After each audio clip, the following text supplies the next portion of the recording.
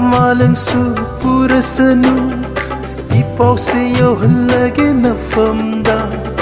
thamoy aigi laija laithage akhakpa laitana